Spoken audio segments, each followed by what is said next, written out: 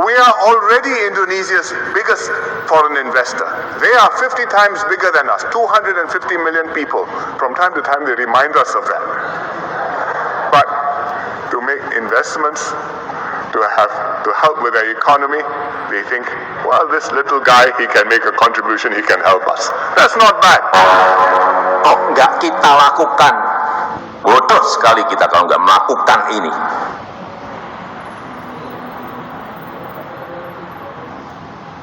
Malah beli barang-barang impor. Kok nggak? But we are already Indonesia's biggest foreign investor. They are 50 times bigger than us, 250 million people. From time to time they remind us of that. But to make investments, to help with their economy, they think, well, this little guy, he can make a contribution, he can help us. That's not bad. Kok nggak kita lakukan? Bodoh sekali kita kalau nggak melakukan ini.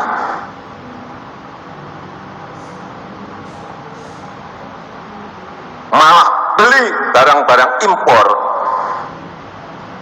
Mau kita terus-teruskan? Enggak.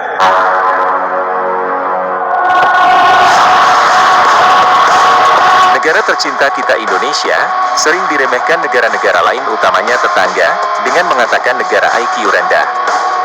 Kita tidak menampik karena itu adalah sebuah data dan fakta. Justru, inilah yang membuat bangsa Indonesia semakin bersemangat untuk menunjukkan bahwa nilai IQ bukanlah segalanya. Kepandaian yang hakiki tidak bisa dinilai mutlak hanya dengan tes pendek semacam itu. Terlebih tes menggunakan bahasa Inggris yang tidak banyak masyarakat Indonesia bisa memahami soal dan jawaban. Jika hanya soal kepandaian, saya bisa menjamin ada banyak sekali orang-orang pintar di Indonesia. Terbukti dengan banyaknya gelar juara satu sains tingkat internasional yang disabet oleh putra-putri Indonesia. Bahkan anak dari daerah Indonesia Timur NTT saja, baru-baru ini berhasil menjadi juara dunia matematika. Jadi, jika ada yang bilang orang Indonesia memiliki nilai rata-rata IQ rendah, kami masih bisa terima, tapi kalau dibilang bodoh dan terbelakang, jangan salahkan jika Indonesia akan balas dengan substansi lainnya yang lebih konkret. Dalam hal ekonomi misalnya, sampai detik ini, Indonesia telah mengalami surplus perdagangan 33 bulan secara beruntun termasuk dengan Amerika. Dan saat sekarang, Indonesia sudah memasuki proses transisi surplus neraca perdagangan dengan China. Tentu hal seperti ini tidak bisa dilakukan jika hanya mengandalkan kepala negara. Masyarakat sangat berperan aktif dalam menaikkan taraf ekonomi suatu negara. Jika teman-teman sebagai pengamat ekonomi mungkin akan mengerti alurnya, tapi jika hanya pengamat tanggung, hal ini justru terlihat seperti sebuah keanehan. Pasalnya semua ini terjadi di saat pemerintah sedang gencar-gencarnya menerapkan larangan ekspor bahan mentah yang selama ini menjadi tumpuan ekonomi bangsa. Rumus surplus sendiri adalah nilai ekspor suatu negara lebih besar daripada impor. Ini artinya, masyarakat dan pemerintah semakin cerdas dalam menaikkan nilai-nilai komoditas ekspor di luar bahan-bahan mentah. Yang terakhir, perubahan besar itu ada di mana? Kelihatan di perdagangan kita. Coba dilihat. Kita itu seumur-umur tidak pernah yang namanya perdagangan itu surplus. Selalu defisit, selalu minus. Coba dilihat di tahun 2022, kita surplus 54 miliar US dollar. Itu kalau dirupiahkan, 831 triliun rupiah. Kita sekarang ini surplus terhadap Amerika. Barang kita yang ke Amerika sama barang mereka yang ke Indonesia, itu lebih banyak barang kita yang ke Amerika. Surplusnya 16,6 miliar US dollar atau 253 triliun. Surplusnya 153 triliun. Dengan India, surplus kita 14,1 billion US dollar atau dirupiahkan 215 triliun rupiah. Dengan Uni Eropa sama, kita surplus juga besar, 9,8 billion US dollar atau 149 triliun rupiah. Ya, seumur-umur kita dengan Cina itu selalu defisit minus 17 billion US dollar. Gede sekali. Sekarang catatan kita, ini di catatan kita masih dengan Cina masih minus 1, tapi tinggal 1,7 billion US dollar. Dari 17 miliar menjadi 1,7. Tetapi catatan yang ada di Kementerian Luar Negeri Cina, kita ini sudah surplus 6 miliar. Ini ada beda catatan saja. Tidak hanya di bidang ekonomi, kemajuan juga banyak terlihat di beberapa sektor, utamanya sektor produktif.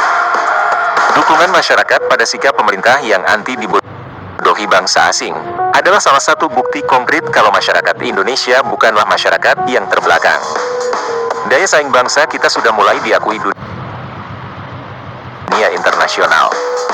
Bahkan ramalan pakar ekonomi dunia tentang Indonesia akan menjadi negara maju pada tahun 2045 bukan hanya sekedar asal ucap, melainkan representasi dari kecerdasan bangsa Indonesia dalam mengelola negara.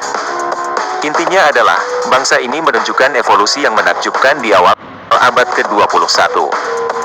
Jika kita dulu sering mendengar berita luar negeri tentang Indonesia, tidak jarang kita merasa sedih, karena berita tersebut dipenuhi berita-berita negatif. Di antaranya kasus korupsi, teroris, kemiskinan, hingga kerusuhan. Namun sekarang, kita boleh sedikit berbangga diri. Karena berita tentang Indonesia di luar negeri sudah penuh dengan sesuatu yang membanggakan. Penuh dengan prestasi, di antaranya kemajuan ekonomi, kemajuan infrastruktur, raja penyelenggara event internasional, ketahanan pangan terbaik, penanggulangan wabah terbaik, hingga menjadi trend center arah kebijakan luar negeri dan masih banyak lagi.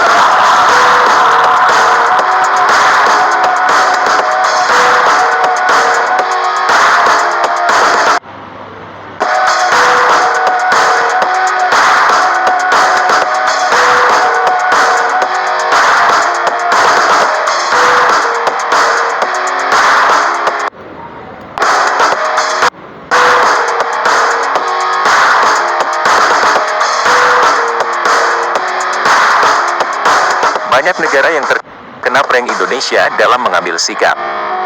Negara-negara yang selama ini so asik dan menganggap remeh Indonesia, cenderung stagnan dan mengalami kemunduran. Sudah sering kami singgung dalam konten-konten kami sebelumnya, bahwa Indonesia bersedia maju bersama dengan negara-negara yang tulus dan fair dalam bekerja sama. Begitupun sebaliknya, Indonesia akan menguliti negara-negara yang menyimpan maksud terselubung dalam bekerja sama.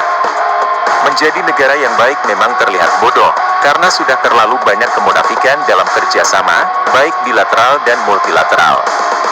Bisa kita ambil pengalaman pada zaman era Pak Bambang, Indonesia yang pada saat itu menggunakan sistem zero enemy, habis ditelanjangi oleh negara-negara berkepentingan. Presiden Jokowi yang membuka gerbang kebangkitan Nusantara, bukan hanya sekedar keberuntungan, akan tetapi suatu takdir yang sudah ditentukan. Bumi Indonesia terlalu kaya kalau hanya untuk memberikan sumbangsih kepada dunia. Namun, Jokowi sebagai perwakilan dari kekuatan ideologi bangsa, telah menunjukkan bahwa sejatinya Indonesia bukanlah bangsa yang bisa selalu dipermainkan. Kemurnian bangsa ini bisa menjadi sebuah keganasan jika ketulusan yang diberikan hanya untuk dimanfaatkan. Terbukti dengan mulai meradangnya, negara-negara yang selama ini mengambil keuntungan sepihak dari kebijakan pemerintah kita.